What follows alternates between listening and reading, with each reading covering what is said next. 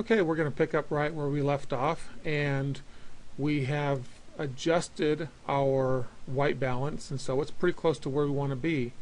But if you look at her and her skin tones, the red is 140.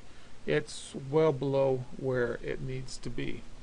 So what we can do is come down here and zoom in on this picture and grab a hand tool and move her around. I'm going to adjust the exposure, and I'm going to do it by clicking my up arrow, going a little bit at a time. And I have my hand on her forehead, and I'm watching the red values in here, plus watching her skin to see as it's going up. And so on this is probably right around in the 200 range for this image. It's looking like a pretty good exposure.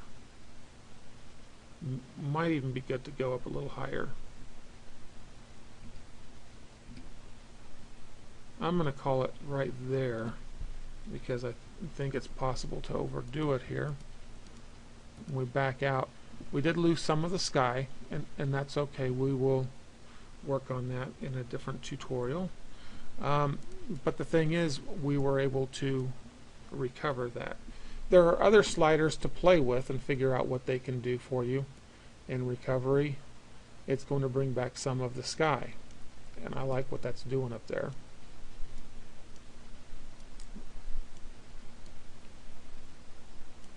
So let's bring in some recovery. Fill light is going to brighten some areas, and that might be a little bit too much. And I think that's going to even allow me to drop my exposure a little bit. Yeah. The blacks, it's pretty set on 5, but when we raise it, it's going to darken things.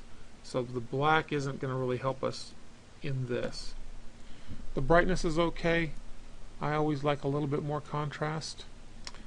The clarity and vibrance, we touched on vibrance and saturation in a previous tutorial for Photoshop adjustments, but it's always good to have a little more vibrance, a little more saturation. Clarity adds a little bit of sharpness to things. And so if we back out a little bit, it's looking like a much better image. There are a lot of different things that you can do within Photoshop or within Adobe Camera Raw that I don't necessarily do myself. You can make curve adjustments. You can add sharpening, and if your image is not sharp coming out of the camera, or not very sharp, you can oftentimes recover some of that right here in its raw form better than you can do in the picture. So if you know that your image is a little bit soft, I would work on adding some sharpening here. At the same time, if you have a bit of noise, you can reduce the noise right here. Convert to grayscale, I wouldn't do that here personally. I would probably do that in Photoshop, but there's things that you can do to make adjustments. And undo that. Split toning, if you just wanted to make a toned image, maybe even with a black and white. Let me see how it goes. Yeah, there we go. So you just have to work on it, but you have to be really looking for something out of a picture to use some of these tools. Lens correction, I don't use this. Effects, if you wanted to add grain into your image, you should be able to see that there's a bunch of grain here. And sometimes grain is helpful in a black and white image, but we don't need that now. It's possible to set up your camera calibration to have even more accurate images.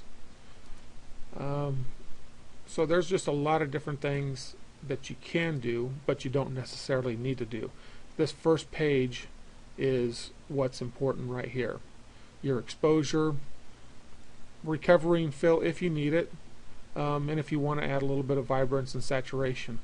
And of course, the most important in a raw image is your white balance. And when you think you have everything all set, all you have to do is open image, and it'll take a second to process, and there we have it. It's ready to work on in Photoshop.